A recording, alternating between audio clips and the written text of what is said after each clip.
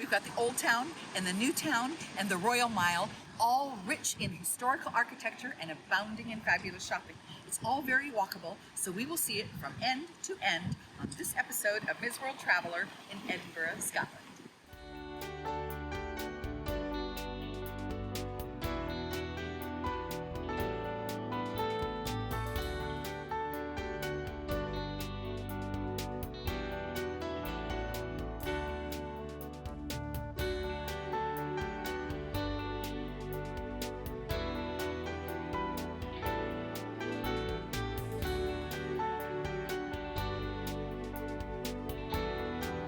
Hi friends, I'm Ms. World Traveler Kerry Damiano, and I'm taking you on an adventure to discover style, design, fashion, art, and antiques in great shopping destinations across the country and around the world. Come with me.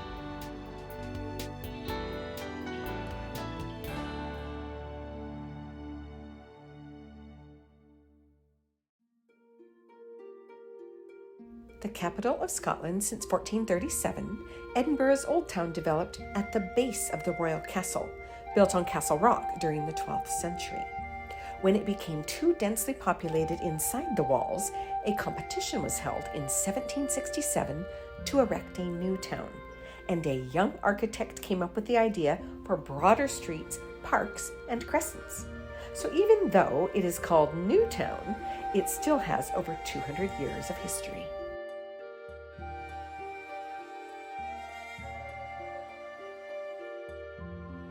Being only around 140 acres, the city center is quite compact, and all the major attractions are somewhat close together.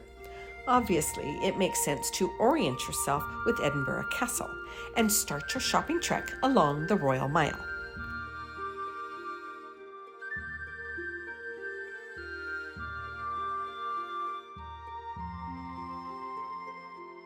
Running from the castle on one end to Holyrood Palace on the other, the Royal Mile is filled with Gothic architecture, photo-worthy cityscapes, and imposing landmarks, like St. Giles Cathedral.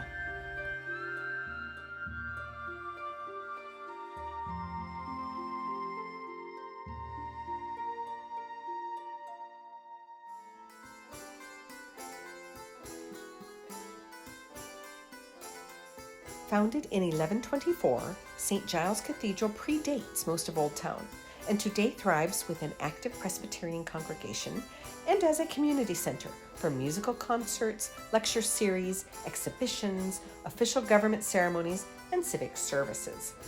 Over the past 900 years, which included Civil War and the Scottish Reformation, many of its elaborate details were stripped, the silver melted, and the stained glass windows and altars removed. But that doesn't diminish the church's awe-inspiring beauty. Free tours twice a day are available with advance online booking.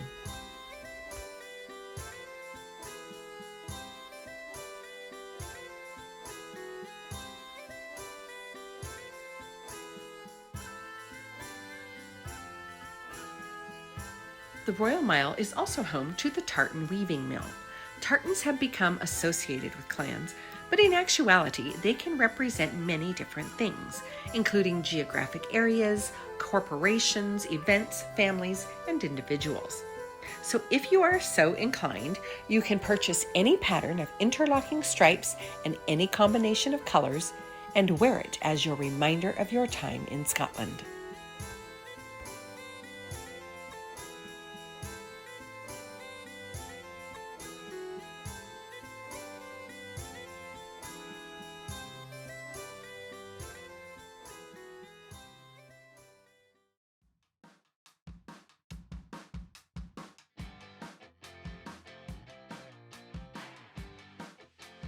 Tartan is often made into traditional and classic styles that remain relatively unchanged from year to year.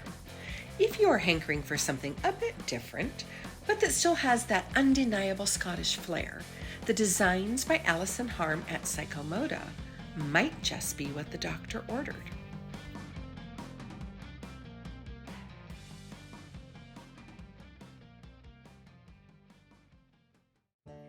So Alison, I love your designs. You have such an interesting take on sort of some old classics, but how did you get started?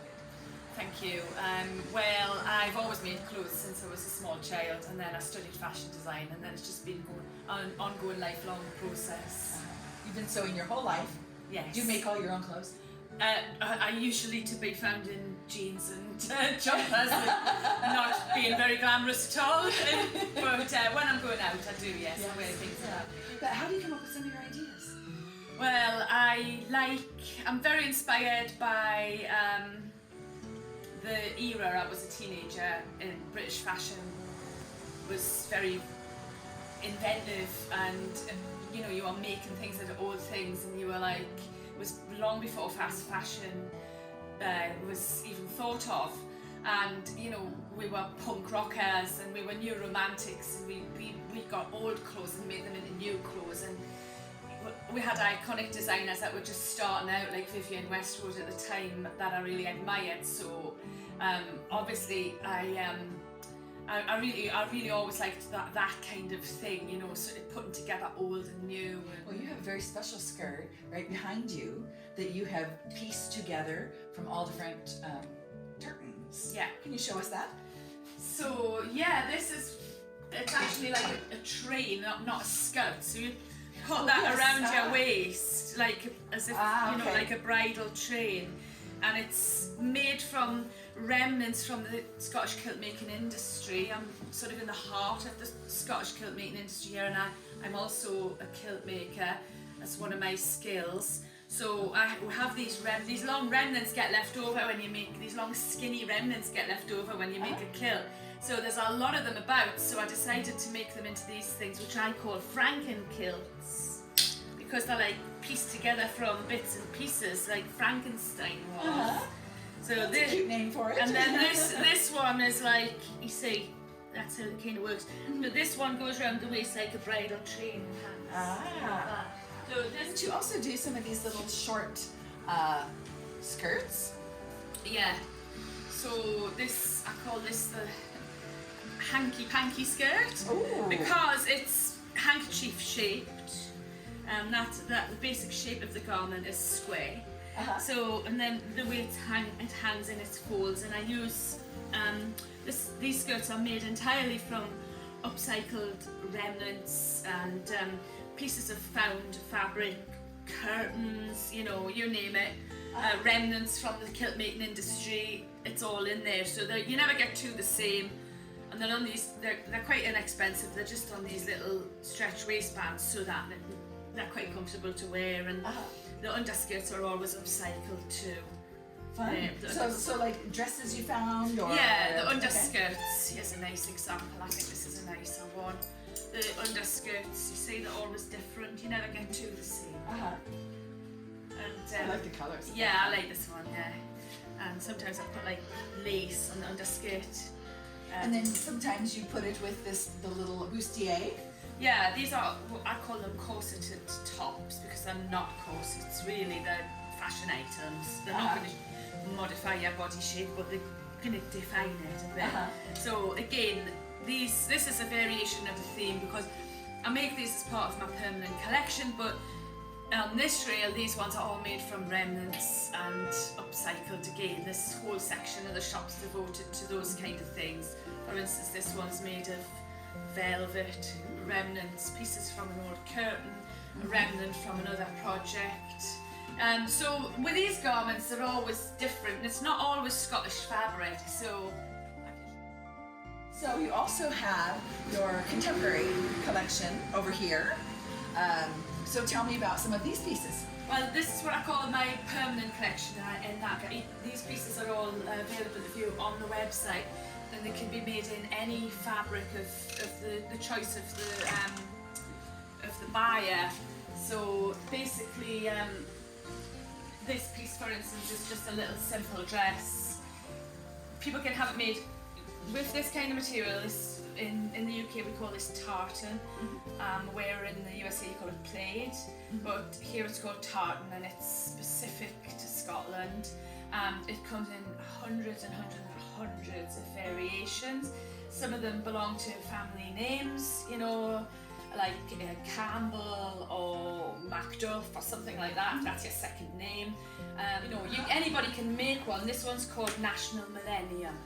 Ooh. Okay, so this tartan's called National Millennium, but any of these garments can be made in any tartan. This one here, this cloth here is called Isle of Skye. This is a little day dress. This is a very popular one because of the beautiful contemporary colours. Yes. So this is just like a little day dress, and I like to use the fancy linens for contrast. And then I think probably one of my favorite pieces in the whole store is this one, which is the same idea of the one with the remnants you were telling me about. This is a bridal tray. So it goes around the waist and hangs at the back like that. It's So would girls wear this over a white dress? sometimes, yeah. Okay. Or they might wear it over the same colour tartan, or maybe a dress made out of the velvet, or anything I design them really. It's not like, because it's not a traditional piece at all, so it's not like, oh, you would always wear that in that way. You just do what you want with these things, because they're not traditional. So make it your own. Yeah, and also the tartan. This tartan is Royal Stuart, but here in Scotland we don't care who wears what tartan. We wear any one that we want. We just wear it because we like it. Right, so, right. Yeah. The colours speak to you. Yeah. And this is Royal Stuart. It is considered, if you were to be thinking along the lines of who can wear what, this would be considered a universally acceptable one if you were going by those rules. But I don't go by rules, so I don't go by anybody's rules, but also nobody here really goes by those rules either, you know. People do wear their own family ones, but just only if they like them. They're just as happy to wear a different one. So yeah.